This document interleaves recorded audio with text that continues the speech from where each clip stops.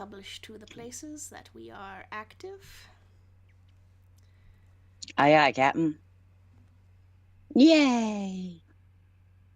I'm just waiting for the little thing to pop up that says we're live from YouTube. Yeah, BoobTube. so that we may learn Are you if gonna... it's working. Mm-hmm. Are we alive? It hasn't said yet, sir. Sir, please.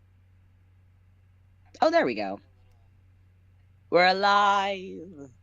It's alive. We live. We've made it. Hello, BoobTube. We lived another week. And as your reward and punishment, we return. Well, reward and punishment. You get both as a treat. As a treat. As a treat.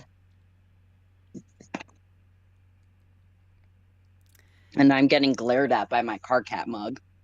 Nice. I painted it a while ago, and sometimes I forget that it's just at the top of my bed. So I look up and it's like, oh, hi, car cat. What you doing up there? Being cranky? He lit. Fair, fair. Oh, he's so cute. I painted that fucker myself to be as cranky as possible. He's cute. He is cute. Okay, and I think... Did I accidentally... I did. I'm a dummy. I closed out of Google Docs. Ah, yes. Makes life easier if you can read the words. I don't need to read. I will gain the knowledge of what we're doing through osmosis. That's quite the skill. I'd take that skill. Oh my god. Right? How cool would it be if it could be like, oh, I don't need to read myself. I can just soak in that knowledge and just know.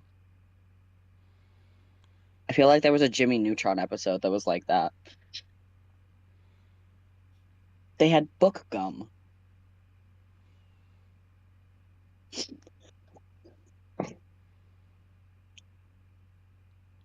Okay. Oh, that's a lot of green. I think I'll start out as narrator, since there's so much green. I appreciate it because I just scrolled down a bit. It's like I'm 3 people, you're 1. How much green? At least in the first little bit. It's a quite a bit of green, and I'm okay with that. I'm not mad. Not mad about it.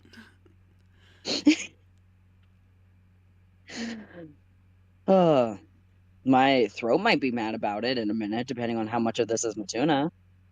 Yeah.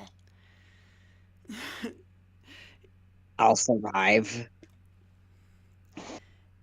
I believe in you. As a car cat speaker, you got this. You believe in me? I believe. Are you giving me your throat strength? Yes. I'm sending you soothing tea. All the soothing tea. Well, I need some for me, but almost all the soothing tea. Just at least a little bit. Yeah. Okay. All right, whenever ready whenever you are. I have the ability to speak English. That's so convenient. What? Me too. 'Tis a magical skill. For English being my only language, I sure can't fucking speak it. Yeah. All right. Okay.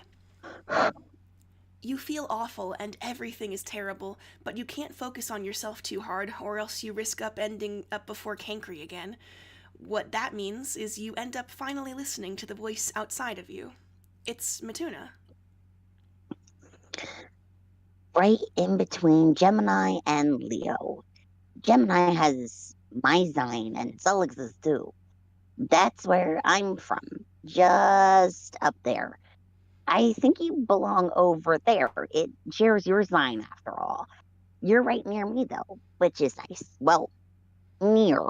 You're not near because there's light years between them, but still. Matuna talks. You turn your head a little and see the clear night sky of the upper atmosphere. Matuna is on his back, gesturing up at the sky. This constellation goes this way. He explains and traces a fizzing red line of magic in the air, connecting up several distant pinpricks of light. The stars have all sorts of names. Different cultures see the same stars and give them names, and science goes ahead and makes them boring as shit. The brightest one, right here, it's Tarf. It's a binary star, just like mine. Just about the best type of star you can get. Matuna continues in a quiet voice. You try to look up at it, but it's just a tiny dot of light to you. As if knowing what you're thinking, Matuna holds his hands out, and a magical projection of the binary star appears before you, spinning in a tiny little solar system. I was never really sold on the whole divine plan thing. I think my maker ruined me for it.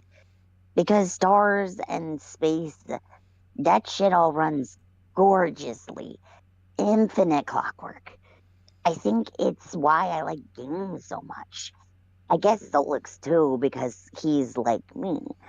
I like seeing how their rules break down so I can see if how they work is anything like this. Matuna says as the solar system in his hand expands outwards. The tiny binary star is orbited by tiny planets with tiny moons, little asteroid belts, comets.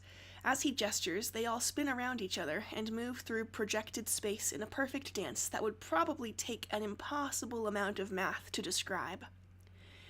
Your form shudders, and all at once you're back to yourself.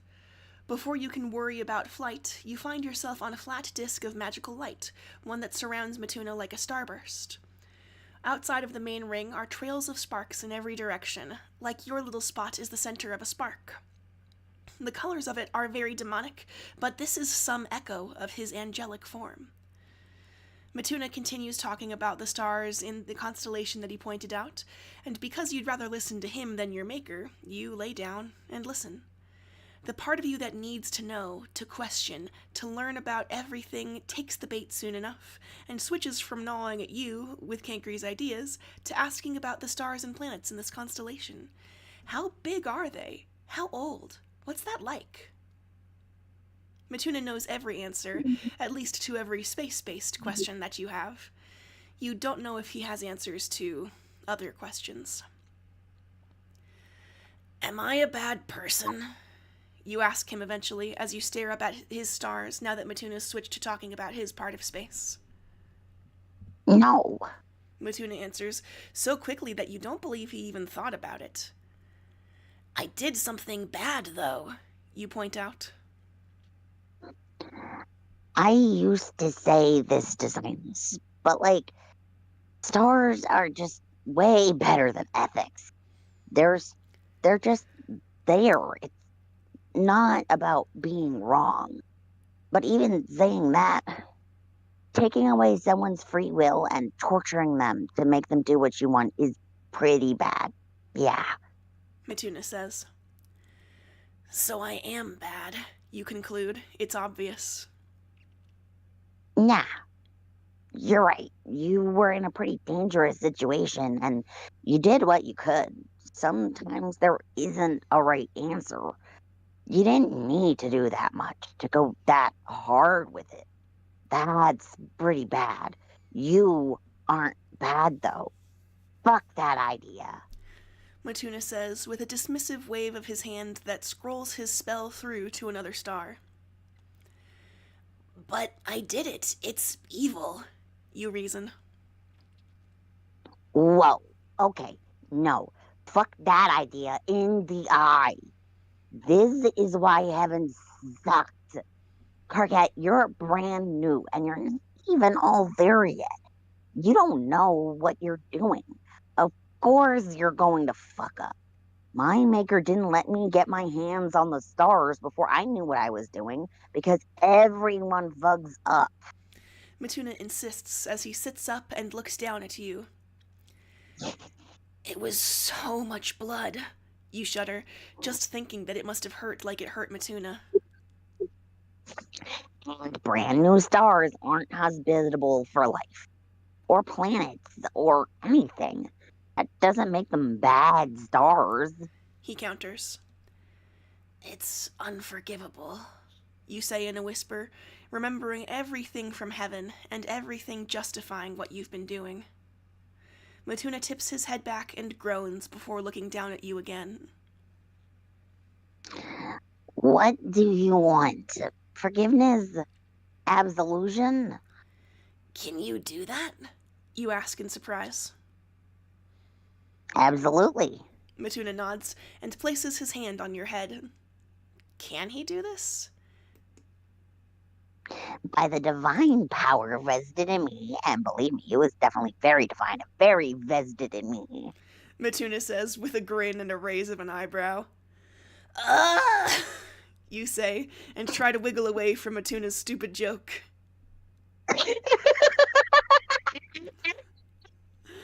Oh, Matuna.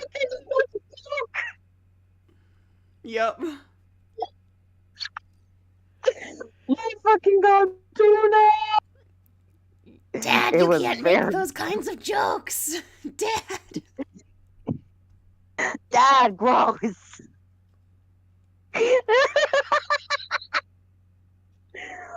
Oh, I'm sorry, one second. You're good, no worries. Oh, I'm okay. You're visually free of sin. Totally forgiven for everything as long as you learn from this. I know Zainless would agree. Matuna tells you while laughing. I'm gonna tell Porum you said that. You threaten him and stick your tongue out at him. She'd only disapprove for comedic value, or she'd approve just to try to one-up me. I'm not scared. Matuna brags. Stupid Matuna. He made you react, and now you feel stupid about all of this. It's important, it is, but the grip of that self-mutilating fear and shame has been loosened somehow. Matuna slides across his projected starburst of light and puts an arm around your shoulder. This is why we said no vows. Your true self is still unstable, so it's going to mess with your control.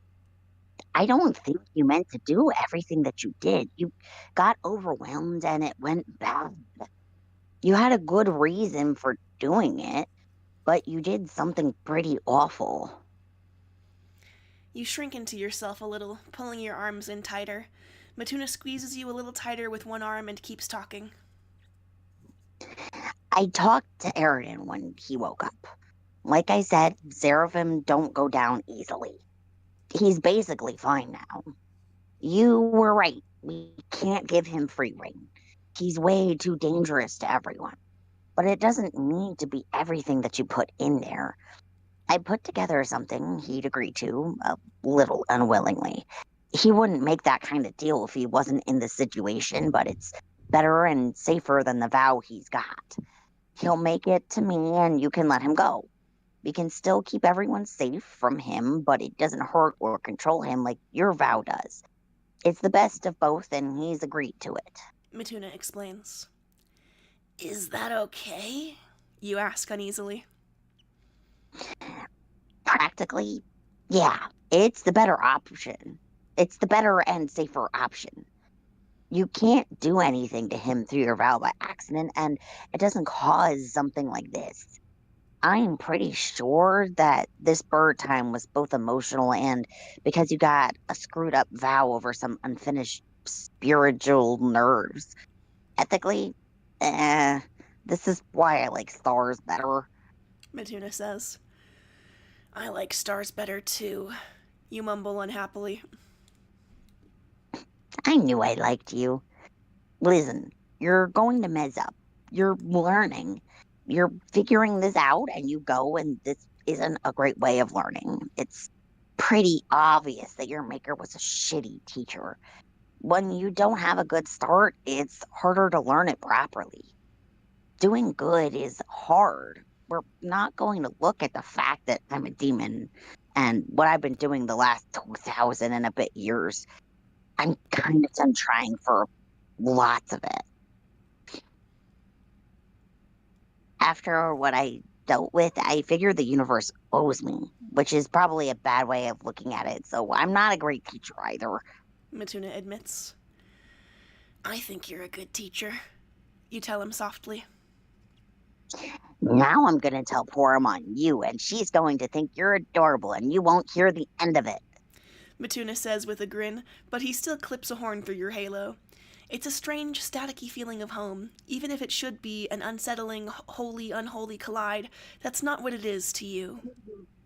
Matuna takes you home, though a good part of the journey is free-falling back to Earth. You spend a lot of it with your head tipped back as you pick out the tiny dot of light that's your star in your constellation, and Matuna's star in his. That feels like home, too. When you and Matuna return to your dorm, you are both surprised and confused by what you see. You think if you'd been left outside to guess what was going on and not allowed in until you'd guessed right, then you would have been stuck outside for a very long time. Aridin and Solix are peacefully sitting on the floor on either side of the coffee table in your dorm room. Playing cards with each other is a guess that would have taken you a very long time to get to. You've not even interrupted their game by coming back, as you'd slipped from view as you came in, and the window was already open. Matuna's no longer an angel, but it seems he can pull an adjacent spell well enough to be invisible too. You can just about see him, but you think it might be an influence of your scarf letting you do that. Okay, best thing about heaven and fourth? Solix asks. Don't have any. I thought you'd be cheating more, being a demon. Aridin says with a frown. There's no fun in winning if I cheat the entire time. Solix says and picks up from the deck. Best thing about heaven. Aridin says thoughtfully as he looks over his cards. I've heard plenty about all the shit that sucks up there. I'm curious about the rest. Solix shrugs. It used to be the company, but Carl went missing a few years ago. Although I have an idea about why now. Aridin says tersely and then sighs. I did enjoy my work. Court cases were fun. Getting to outwit demons was nice, and I was saving people from eternal torment. The best kind of torment. Eternal. Let me try that again. Getting to outwit demons was nice, and I was saving people from an eternal torment when I won. Sorry, not sorry for taking Karkat away. Solix says with a grin.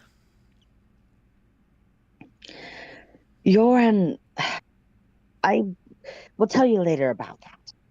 Best thing about hell, then. And give me your sixes. I know you have them. Aridin says and holds out an expectant hand. Solix rolls his eyes and starts pulling cards out of his hand. I liked the music. Friends in Hell is a little... Well, it's like your side, right? Solix pauses. Cutthroat and pretending not to be? Yes. Aridin laughs without humor. Right. But there was a demon that I was chill with. They ran a radio station. Right. I forgot the list for a minute. 1 second. Right. But there was a demon that I was chill with. They ran a radio station down there with psychic powers. That was always nice. They still run it now. Probably not a good idea to listen in now if you're here. Solix says thoughtfully and hands 3 sixes over. Thank you. Handed me 3 sixes. Aridin says with a frown. Appropriate. Solix grins. I already had 2. he says, and flicks them onto the table. I can't believe that you would cheat at. Solix starts to say, but you appear again at that moment. You can feel the vow starting to tingle, because cheating is definitely deception and against the vow. Definitely that you cheated, Solix, you say hastily, and glance at your arm with concern. Yeah, definitely me. Solix agrees as he realizes what nearly happened.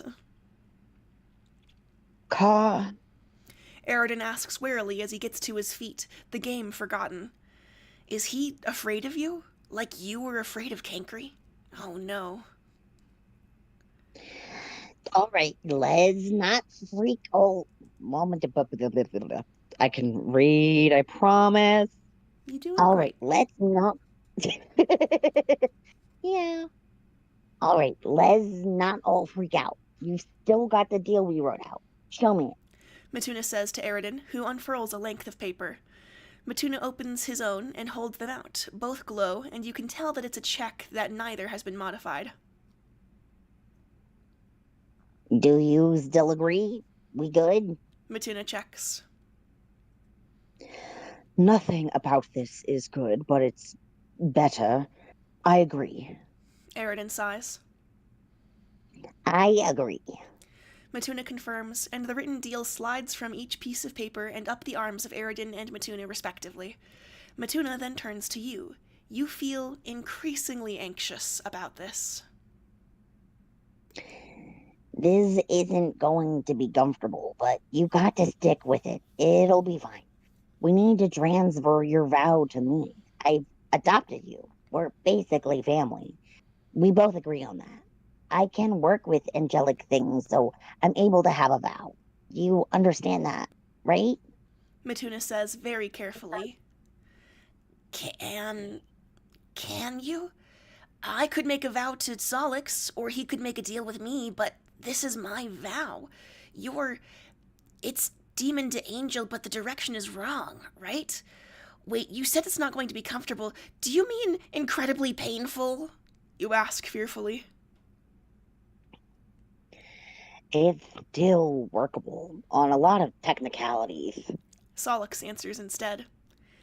How? You ask, needing to know.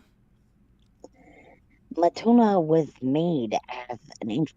You're an angel. He's adopted you, so he's holy by proxy, like Kanaya and Poromor, sort of.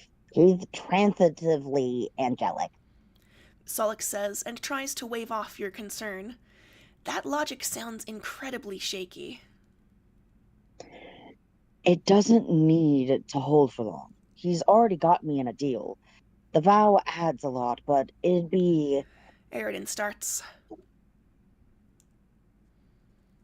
It won't be held for long. I'll release him right away. Matuna interrupts him. You don't like this at all. They're not telling you things, and this whole situation is because of you, isn't it? Are you actually bad after all? What should you have done? Obviously this is wrong, but what? Why is this happening? It's there again, that endless questioning doubt, turning on you and shredding you from the inside out. Matuna takes you by the shoulders, his hands gentle but firm. It's going to hurt me. You're right. I need to be as angelic as I still can be to hold a vow that goes from me to him. And that hurts because I fell, because it's the opposite of what I am now. I can only take it from you because I was an angel, because of our connection. And I'd only do it because this is what we need. You're not stable enough to hold this, and dispelling it yourself could hurt you. Matuna tells you. What if it kills you? You're scared that it could kill me or something, you ask. I don't want to die. And do you think it'd be good for you to watch me die? Matuna questions you back. No, you answer. It'd be really bad for you. So why would I do that if I thought that? Matuna challenges you. Good question. He wouldn't. So why did he say all of that? Do you Need me to believe that you're very angelic for it to work? You question him, actually able to ask questions instead of being made to do what you're told. The more sure we are, the better it'll work. It'll hurt. He starts. But you need me to believe in our connection, in you being angelic even if it hurts you. That the hurt doesn't prove... That the hurt... Oh, that the hurt doesn't prove anything. Is that it? You ask. Matuna nods, and you understand. You just need to know things, and he doesn't hate you for that. Cankry did, and he's still infuriated by it now, but not Matuna. You unfurl your wings, having had to tuck them in to get through the window. You hold out your arm with the vow on it, and with the other hand you hold on to your scarf, all those fine silk threads that prove how you're woven into the same family. He showed you the stars he was made from and for. He picked some out for you. Your blood, your bonds. You believe in him because of that. Matuna places his hands on your outstretched arm, one arm above and one below. He whispers in angelic that he's going to take care of this vow for you, and you give him your verbal agreement. Matuna winces a little and breathes in and out quickly, steeling himself for it. Matuna's form shifts, his wings come out, and he changes. They stretch wide, his feathers a glossy black with an iridescent sheen on them like magpie or raven feathers. His halo is concentric little rings, like a diagram of a solar system. His eyes glow the same red and blue that they did before, but behind, a shifting black, the picture of distant galaxies. He is exactly as you believe him to be, the very best angel heaven ever had. Matuna stares down at himself as the vow flares from your arm to his.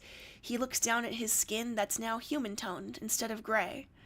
As he looks, you can see his wings shift with the movement. You can see the burnt remains of his wings flickering into view for a second, but you believe in him.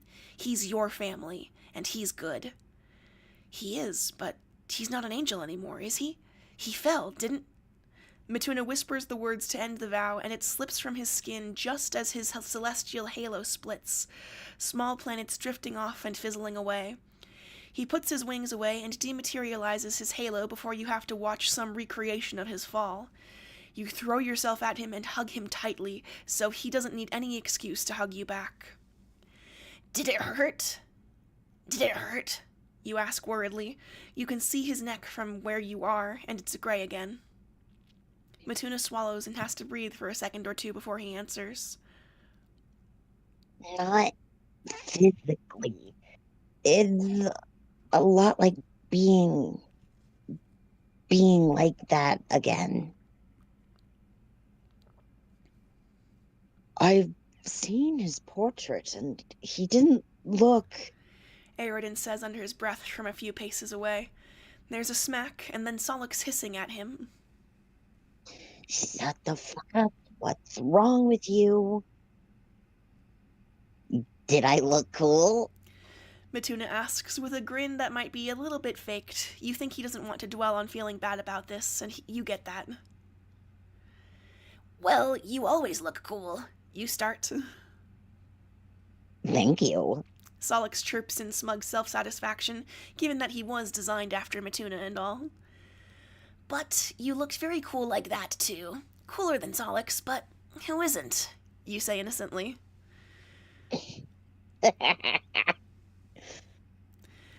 Matuna laughs, but it sounds kind of weak. Not like he's faking it, but perhaps it's more accurate to say that there's more going on with him right now than your joke. I can supervise these two. Solix offers out of nowhere. I don't need supervision, you protest, and Solix gives you a look that could not be less impressed if he tried for lifetimes to perfect it. Thanks. Matuna says weakly, and pulls back a little. You let him go, and he slips out of the window with a goodbye that you don't really hear. You didn't hurt him, but it's been a long time since he looked angelic. You did as he asked, and clearly he expected that to be physically painful, but you managed to believe in him enough that it didn't get to that. It still hurts in other ways, though. He loved his maker, and his maker loved him. That's what he had when he was an angel. You miss the things that you never had, and he just got a reminder of everything he can't have from heaven now. Car? Aridin asks warily, and you jolt at the sound of his voice. It's not that you'd forgotten that he was there, but you weren't so aware of him. You're very aware of him now. You dart backwards half a step, your wings flicking out defensively. Aridin's an angel, one far more powerful than you, and you don't have him in that ironclad vow anymore. That's good. Your vow was a bad thing, but now you are terrifyingly vulnerable. The fear feels achingly familiar. He can't hurt you. Tell people about this whole deal. 1 second. Yeah? Okay, thank you. Just so you know, I'm doing my stream. You're good. Love you. Sorry, that was my mother-in-law. All good. We're nearing the break, so it'll be a good time to chat. Yeah. Huh. He can't hurt you. Tell people about this whole deal. Hurt anyone else on this plane unless we tell him. He can't contact other. Do I know how to read? He can't hurt you. Tell people about this whole deal. Hurt anyone else on this plane unless we tell him. He can't contact other angels or demons to talk about you or us. Solix lists off. Unless I'm forced. Aridin adds. Obviously, unless you're forced. No shit. Solix shoots back. Though even then, I'm going to try to get around any orders from my maker that would make me talk about you, if I can. Matuna left that in my control so I can work with it, which is much better. Aridin says, and looks at you intently enough that you shrink back a little. We talked about leaving a truth thing in there, but it was already pretty ethically. I'm not a fan of open-ended truth spells. Solix says, and you wish you still had that in place. It'd be nice to know where you stand here. Aridin looks you up and down, and you try to resist your instinct to flare your wings out. You can't make yourself look bigger than him, and the instinct is dumb. He really doesn't remember anything then? He's really broken? Aridin questions Solix. I think that he is right there, and if you talk about him like he's not, then he will bite you. Solix snorts. Sorry. That apology is directed to you instead of Solix, but it doesn't make you feel any more at ease. He can't hurt you, and if he tries, then I'll kill him. Easy. Solix shrugs and floats in the air so he can lean back like he's sitting. Aridin pushes his glasses up to pinch the bridge of his nose and mutters something about demons. You should say something, right? I know who you are, who your maker is. I have a couple of memories about you, but not with you. You say hesitantly, trying to not let on that the memories aren't strictly yours. You remember Cronus and not me? Great. Aridin grumbles. Yeah, and we talked about that. I think I get why you two might have been kind of friendly before. His maker sucks, too. Solix says brightly. Getting in here before this turns into threats against my maker, I'd have to do something about that, so let's not, and just all agree that he sucks. Although between me and Carcat, I'd say that Carcat had the worst of it. My maker mostly lets me do my own work and just sends me off running his stupid errands or telling him things. Cankry was far more involved. Aridin interjects that first part quickly, but then slows down into a more somber and almost hesitant pace of speaking. Whether he's talking around something or if he's just sad, you don't know. What was Cankry like? You ask him, as if you don't have his ghost in you. You want to know how that looked from the outside. Solix gives you a curious look. You already know what went down recently, the whole reason that you had to be reset and Ooh. all. Hello? Hello? Can you hear me?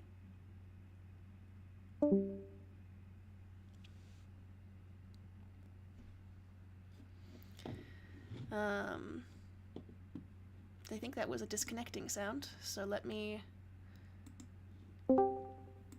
Can you hear me now? Yes, I can hear you now. You got real robot-y, and then I couldn't hear you at all. Oh no. Where did you lose me? Lost you right after you want to know how that looked from the outside. Gotcha. Solix gives you a curious look. You already know what went down recently, the whole reason you had to be reset at all. It's not as if you're expecting Aridin to say that he was actually very nice. Aridin seems a little at a loss for words himself, and finally sits down in a chair with a sigh, trying to come up with an answer to that. I don't know what you know about heaven and angels. It's hard to talk about something like that without a baseline. I don't know what you know about anything.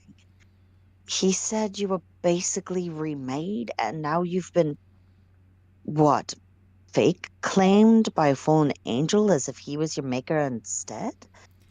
Aridin says helplessly, though him even mentioning Matuna makes you ready to snap at him. He's not actually insulting him, though, so you'll let it slide. It's kind of hard. When I explained about demons and their makers to our friends here, they were horrified about someone having that kind of control over someone else. Culture shit, you know? Solix says lightly. But that's normal. Aridin says emphatically.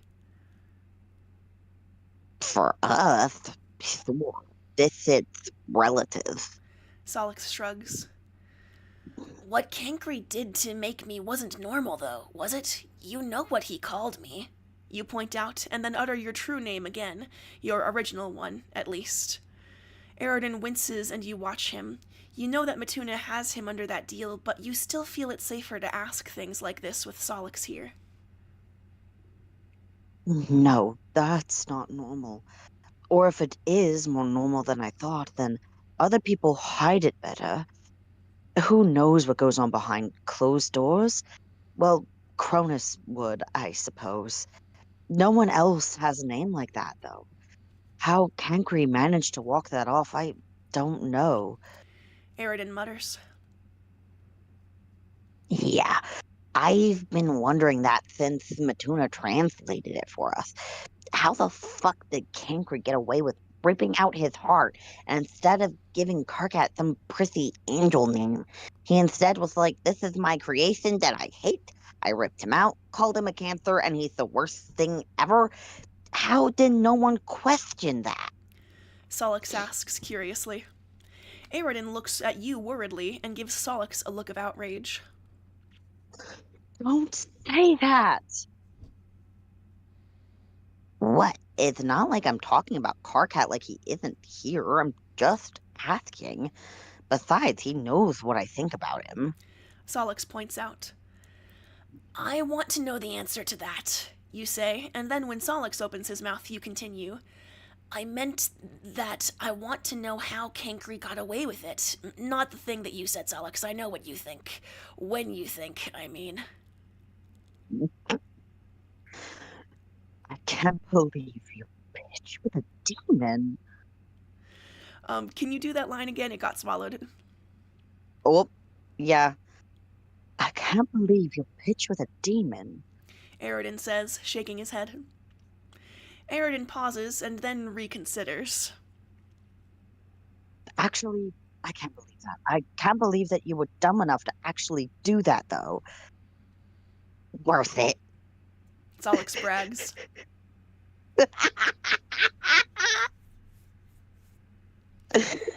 I They're so love them great. so much.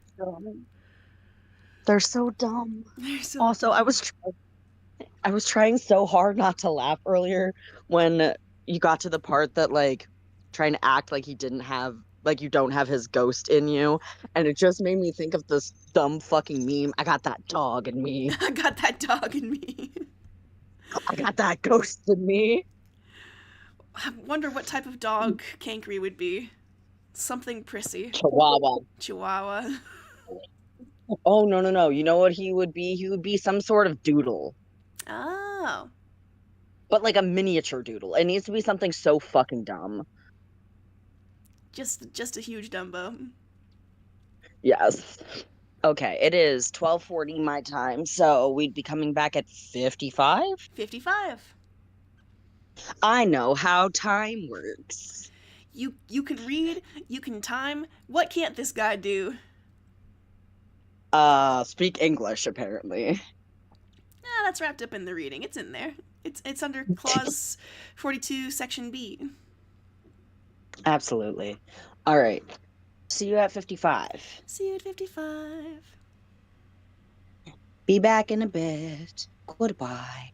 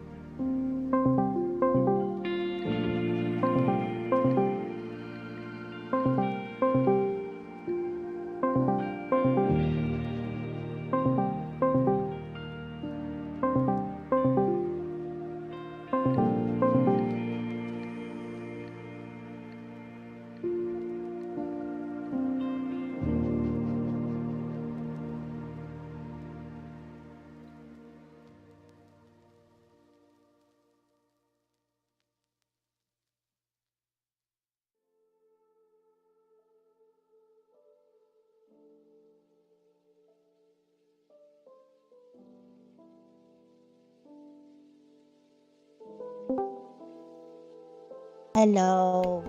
Hello. I am arrived. Huzzah.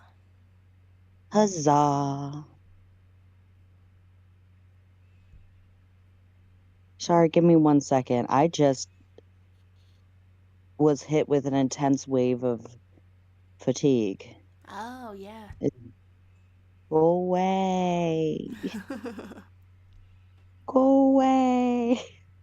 Mm, I'm sorry, but fatigue suck. it does. I have to get my wallet later. Yeah. I accidentally left it at a party the other day. Oh, But at least you know where it is and you can get back to it. yeah. And Kylie and I are gonna get yuccos, which you definitely don't know what yuccos is. Nope. It's like it's fast food, but they're mostly known for hot dogs, but also the one specifically that we're going to meet up with the person to get my wallet. They're really known for pierogies. They Oh, make very good pierogies. nice. Oh my God, they're so good. Last time I had them, it's like, hi, yes, I'm never gonna be able to make my own pierogies now. I've seen the light. I've seen the like, they were so yummy. All right, if for some reason I gotta tap out partway through this, will that be okay? Yeah, we can always just pick it up next time. Okay, I will go for as long as I can. Um, do you want me to start off as narrator then? I think I'll continue doing narrator because you still have the majority of voices. Okay. Time to continue talking to myself. Everyone's favorite activity. Absolutely. Okay. Shut up. Why did Cankry get away with calling me what he did? You ask again, and Eridan's expression sobers up a little. He'd obviously rather talk about you being a romantic disaster instead of the name that Cankry burdened you with. He His whole purpose was to be better than the Son of God. He was an improvement. Everyone knew that. So when he made you, he spun it as if him fulfilling that purpose by ripping out everything unholy in him and then keeping it alive to better it. Which is shit because it implies that the creator fucked up twice, but he could talk enough about it at length for people to either buy it or just not want to listen to him talk anymore. I don't know if people bought it. The idea that you're some, I don't know. It obviously wasn't true because Cancri wasn't perfect because he removed you. But Cronus said he was good, so people didn't ask questions. Eridan tells you. The words An ethical and spiritual performative dialect. roam Or through your sorry, mind. What? I think it was dialectic and I Oh, misread it. Do you want me to do that again? yeah. An ethical and spiritual performative dialectic. Roam through your mind, and you barely resist the temptation to shove your head in the fridge and slam the door repeatedly until your skull splits. That's absolutely what Cankry did. Pretend that he did what he did for highbrow pretentious reasons, and then lecture about it until no one gives enough of a fuck to keep asking. You almost expect Solix to make some kind of comment there, but he isn't. His face is perfectly neutral and devoid of all expression. You're going to guess that some part of that multi-layered excuse for shit ended up hitting something close to home for him, too, though you don't know what it'd be. What did you think about it? You ask Eridan, letting Solix keep whatever thoughts he has on the matter to himself. I didn't buy it, and I know that Cronus wanted you out of Cancri. It's not as if I approved. I helped with your actual name, after all. He points out. He says that he did that. He knew that other name, and you think that you believe that much about him. He risked lying to his maker to cover for you earlier. You've been asking what he did for you, what he thought about your situation, but maybe you're coming at this from the wrong angle. You look at him again, and the same fear of what he is comes back. You know how badly a fight with him could go. Although, maybe not. It seems like he cares about you, that you're friends. He might find it hard to kill you, but you're not as attached as he is. Not that it matters. Matuna's deal is keeping you safe, even if Matuna can't be here himself. If you were friends, then you want to know about that. You want to know what your life was like. We were friends, you say slowly. Yes. Aridin tells you emphatically. Well, friendship goes two ways, doesn't it? What was that like? I don't know you. I don't know anything about you aside from you teaching me some magic and that Cronus is your maker. You list off. You do know that Cancri hoped that Aridin would be a good influence on you, but he didn't like how Aridin could edge around the things that his maker wanted. He didn't want you to pick up on that. There's no way that you should know that, though, so you're going to pretend like you don't know it. What was it like being friends with you? Aridin asks uncertainly. You nod, and Aridin hesitates, making you doubt just how truthful this answer is going to be when he speaks. We would hang out when you weren't busy, and often I would try to get you to come and help me so we could spend time together. Although you were not that helpful with my work. Why? You wonder, and carefully sit on the arm of the sofa, trying to look a little less on edge. You were good at looking up references and everything. You're very organized, so that was always very appreciated. You were helpful there. Aridin hedges. You said you dealt with contested souls, right? Arguing over where they belonged. Solix says in a voice that's slow and suspicious. Yes. Carcat, you were very helpful in lots of ways, and your company was always appreciated. Aridin says quickly. But? You prompt him. He'd be fucking terrible at that job. You've got to say just the right thing in court and stick to your argument, no matter how true it is or how much you believe in it. No way you could get him to argue that someone should go to Helvin if they were enough of an edge case to get contested. But he wouldn't be arguing for damnation either. Solix laughs. He was a disaster, yes. A good research assistant, but... Aridin sighs and shakes his head. Solix is laughing, and even Aridin seems amused, as if your failure is endearing. It's a distinctly odd feeling to be around two people reminiscing about someone they both know when you are that someone, and you don't know yourself at all. Did I look out for you? You ask, trying to think about your relationships and what makes them good. Aridin smiles at you, and the expression is genuinely fond. You'd cover for me without a second thought. I try to do the same for you, but I didn't get into as much trouble as you. You were always sneaking off down here to meddle with humans. I came a couple of times. You wanted to show me a few things, but I couldn't ever stay for long. Aridin is sat down in an armchair by the coffee table, one leg crossed over the other. The scene is more relaxed than before, even if you're sort of forcing it on your part. Over there, and still floating in the air, Solix is talking about how you used to sneak down to see him on Earth. Even though it's clear that Aridin and Solix don't really like each other, it does seem that they can agree on the subject of you. Solix talks, a little vague on the details, about how you'd show up saying that you dodged some order or another. Aridin laughs and rolls his eyes and fills in details about how you'd sneak back to heaven and pretend as if you'd been there the whole time. You remember some of the things that Kankri remembers about Aridin, but the details of him are completely lost to you. Yet, despite all of that, it feels familiar in some way. The fond exasperation on Eridan's face seems like something you probably saw a lot. You said you were pale for me? You blurt out, cutting that conversation dead in its tracks. I am the picture of social graces.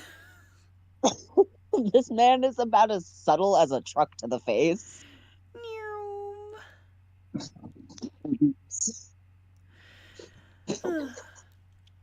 Eridan stares at you and his face colors. It goes purple because he's clearly forgotten to look as human as he should. Well, yes. He mumbles. Why? You ask. How can you have this many people into you when you're this painfully inept at romance? Solix whines, his face hidden in his hands. No, I can answer this. You don't remember a lot of who you are, right? They filled me in a little. Eridan says gently. After I made your blood explode, you say. Yeah. Eridan says, because what else can he say to that? You blew him up out of your own emotional distress, and you're glad that Matuna took the vow away because you feel pretty distressed at the mere memory of that. Is it bad of you to want to avoid thinking about this? There are plenty of reasons for me to be pale for you. You came from a real shitty situation, for one thing. You got my whole issue with my maker. You're a great listener. You always had helpful advice for me. You actually cared about my problems. You cared far too much about humans and their problems, but that wasn't your fault. Honestly, I tried to stop you from helping out with the actual arguments in my casework, partly because you weren't good at it. Okay, a lot of it was that. Eesh. Mostly it was because it used to upset you. You cared too much. You'd read or watch the people we were dealing with, and you'd be upset when they weren't better. It hurt you. You'd always sneak off down to earth to try to help people after that. Like, it evened things out somehow. Eridan sighs. That sounds like something that you didn't like about me, you point out. No, it was sweet. Your compassion for these humans was cute. You felt it all so deeply, you know? I hoped that you'd eventually get a thicker skin with that stuff. I hate seeing you in pain. I wouldn't want you to not care, but it's pity, you know? He tells you, waving a hand around as he talks. Well, you sigh and slide off of the arm of the sofa and onto the sofa itself. You'll be pleased to know that my empathy is apparently not working right at the moment. Wish granted. Except not because I nearly killed you, and I didn't care until I got upset about Matuna. That's not what I wanted, Kaa. I'm not just saying that because you maimed me with that vow. Eridan insists. You did just list off all of the things that Karkat used to do for you, and one big thing about him that you don't like, though. That's some fucked up pale pity right there, if that's what you want to call that. Solix says sharply to Eridan. Show me where the fuck I asked you, huh? What would a demon know about pure pale pity anyway? Eridan retorts. I've been someone's moirail for... Solix starts, but Eridan cuts over him. You're a familiar. You were made for it. That doesn't count. He hisses. There's a flash of hurt in Solix's eyes, like that false accusation actually stings him. The implication runs both ways, doesn't it? If Dave made Solix and Solix pities Dave, and if that means that Solix's pity isn't real or doesn't count, then Dave's doesn't either. Or that Dave didn't choose Solix, just whipped him up out of magic and called it a day. You haven't thought about it much, but you know pity when you see it, and you know they work for it. Most importantly, you can see the idea gets to Solix. So, The list of things that you are not allowing right now has that very firmly on it. Your halo flickers into view, sharp and malevolent. Your wings arch and you audibly warn Aridin to back the fuck off. You could growl like demons can. You can shapeshift just as much, but for a throne like you, there's a better way. The shift of the rings that make up your true form, changing angle and speed enough to produce a low noise that's very much a warning to not fucking try you. The sound is a little off because of how fucked up your whole situation is right now, but if anything, it makes you sound a lot less sane and controlled. So it works. All right, sorry. Aridin says hastily, but his apology is to you instead of to Solix. You open some eyes on the back of your wings to better see Solix. It's hard to tell, but you don't think he wants you to make Aridin apologize to him. You don't think it'd actually undo the hurt here. I didn't mean to upset you. I'm not used to you being like this, and it's not as if I ever interact with demons. I'm sorry, Ka. He adds. Yeah, well, you're doing a good job at solidifying my opinion that Karkat the only decent angel there is. Solix sneers at him. What about Matuna? You ask, turning to look at Solix properly. He doesn't count. Solix says. He counts. You insist. There's never been anyone better at being an angel, and you will die on this hill, fallen angel or not, the fact remains that he's the best. Fine, but only because that means there's only 2 good present or past angels, and 2 is the best number. Solix concedes. Actually, talking about Matuna, you said you recognized him. You said that Cronus had his portrait. You say, shifting your attention back to Aridin, though you notice Solix giving Aridin a pointed look. I think it was him. I'm pretty sure. Aridin hedges. What does that mean? Is Cronus the reason that he fell? You demand. You're not stupid. The implication is all there in front of you.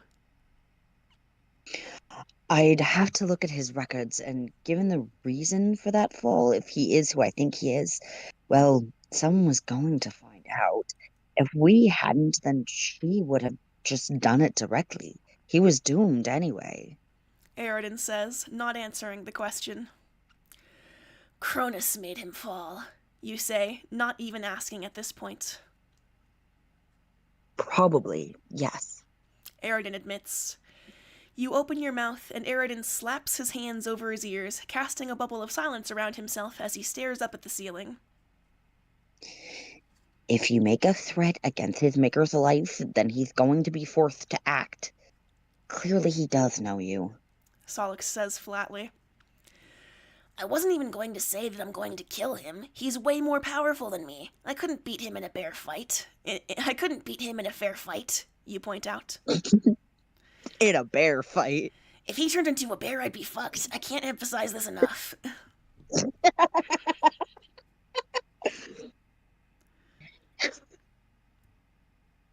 You and me, Chief, bear on bear. Bear on bear violence, when will it stop? Bear on bear fight. I don't know. How hairy are they? Very hairy. And I guess, I mean, I wouldn't call them gay, but like, they're both with dudes. Yeah.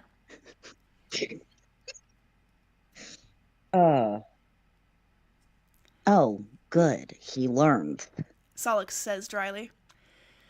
I'm not an idiot, Solix. I just need to work out how to rig a very unfair fight so we can murder him, you say reasonably.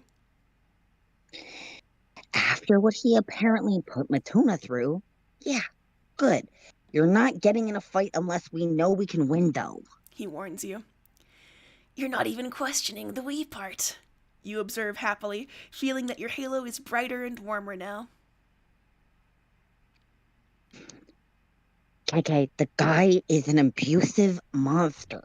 He fucked you up. He made this guy's life pretty unpleasant, and it sounds like he made Matuna fall. And granted, if Matuna was still an angel, that'd be good for him, but then I wouldn't look nearly as cool as I do. But even that can't excuse the shit he's pulled. I'm absolutely down for killing this guy if we can fix it so we can win. And don't get Heaven dogpiling us for it. Of course I'd kill for you. Solix says sweetly and leans in to kiss you. You think he's probably exaggerating a little. Solix is pretty peaceful in general, but you're reasonably sure that he means this. If he really thought that he had a shot to even the score without getting you all in even more trouble, then he'd take it. After all, this is Cronus Ampora. He's practically begging to be murdered. You kiss Solix quickly, and then rest your forehead against his for a moment. I'd do the same for you, without question, you promise him. Well, ask some questions. Solix snorts. Actually, no, you're right. I'd ask a lot of questions, but not because I'm not committed, just because I'm curious and need to know things. You correct yourself. That's more like it. He laughs, and you're relieved to see him looking happier now.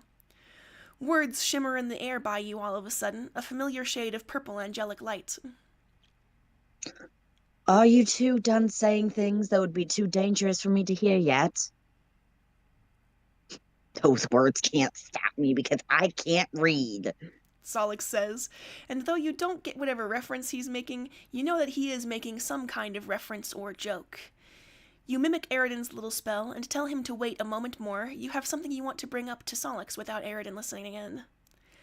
About what he said before, about you and Dave, you say slowly, and Solix's expression sours. That's not what it was like. Solix says, clearly still offended by the accusation. I can tell that, you agree. Dave didn't make me as his Moirail. I wasn't his Moirail when he created me. That took years. Solix adds sharply. That'd be... You trail off and shudder at the idea of being made to love someone. Then again, you could look at your god and her angels. There's not a lot of free choice there. Dave would never do that. And it absolutely counts because, fuck, he's hard work sometimes. I don't care if I used to be a part of him. That doesn't mean he doesn't drive me nuts or frustrate me. I chose this. Solix argues some more. Well, You don't know how it works, making a familiar like that, but Dave probably could have made Solix love him as a default. He'd likely have more control over him than Cancri had over you. Dave is a god, after all. But with all that said, you think familiars are supposed to be a two-way street, magically speaking. Even if Dave made Solix to love him, he'd know it, and choosing to be his Moirail and to continue pitying him is a choice. Relationships are more than just feelings. I hated you when I woke up again, and you hated me back. We had to choose to do this. You could argue that you having full permission over me meant that I didn't have a choice, but it's a stupid argument and not how that works. You say simply. You don't think I'm making you... Solix starts, his eyes widening in alarm. I was agreeing with you and comparing something that's also a choice. Don't make me smack you in the horns. I'll do it, and Eridan will see, and you'll have to live with Eridan watching you get your ass kicked by me. You interrupt him. That's not... like you even win anyway. Solix manages to say in a slightly flustered voice. You smile at him very widely. I'm getting caught up on widely for some reason. I'm going to take a drink, and I'll be good.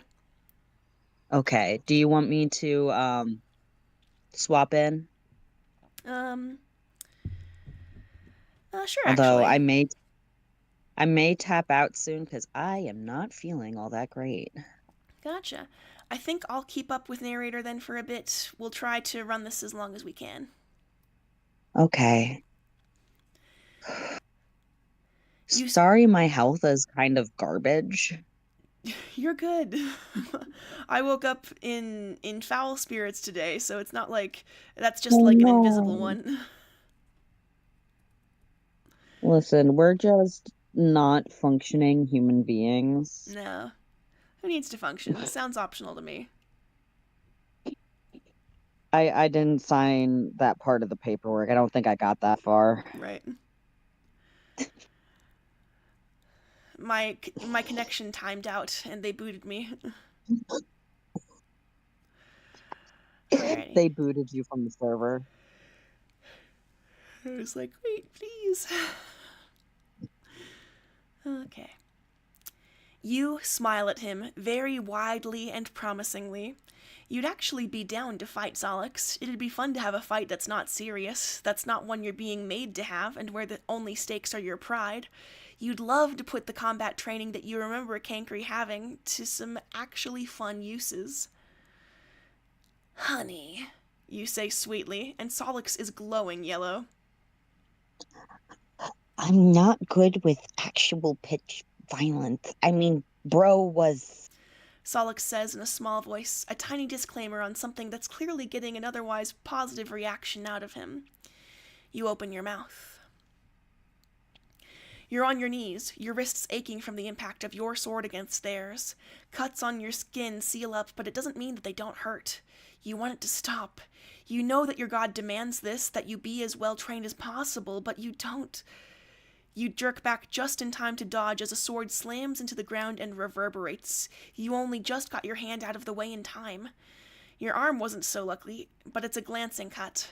You scramble to your feet and look at the angels training you. You don't think that they're angels, really. Not like you. They're more like automatons. More real than the endlessly bleeding opponents they summon for you, but not people. Surely not. They tell you that there is no absconding from this fight, but you can only progress by passing through. You hate your sword. Please, Karkat begs from the ground, so many centuries later, no matter how fresh your own memories are in your mind. I can't. You know what he's feeling. You felt it before. But you don't feel... It's better this way. For you, at least. Karkat picks himself up and looks down at his bloodied hands just as you did. It's easier, from this side of the lesson, isn't it? You didn't get away from this, so why should he? Karkat cannot abscond from this fight, only progress through. But, even so, you can't bring yourself to train him properly with a sword. Your sickle is tolerable, but your teachers favored swords, and the association is too intense for you to make Karkat learn that, too. It's too hard for you, so this will do. You'd like to fight Solix, not to hurt him, but just to compete, to flex that you're better. You already know and trust that he wouldn't leave you on the floor, kneeling in your own blood and shaking from fear. That's not fun, and even if it's Cankry's memory that makes you twitchy about it, it's pretty obvious that Solix has the same reservations. I know. I wouldn't cause you agony or harm. You promise, and rest your hand comfortingly on his shoulder. Solix opens his mouth, but you deliberately talk over him. You'd even paused long enough for him to speak so that you could do it, just to annoy him. Besides the agony of being completely defeated by me, that is, you say cheerfully, and Solix gives you a blackest and most pitched look that anyone has ever given anyone. But that's because I chose that. I don't get to choose my feelings, but I can choose what I do with them. I don't think Dave would make you love him, but even if he did, I know you chose to be with him and he's chosen you. I know that. Eridan's just being... You try to find the word. Alright, do you mind if I tap out? Sure. Thank you. Sorry, I am just not a functioning person today. No worries. I think we'll start from there next time, just to make it an easy transition. But yeah, all good. Okay. Thanks, hon. Absolutely. I hope you get some good rest and that your quests go well today. Thank you. Quest. Quest.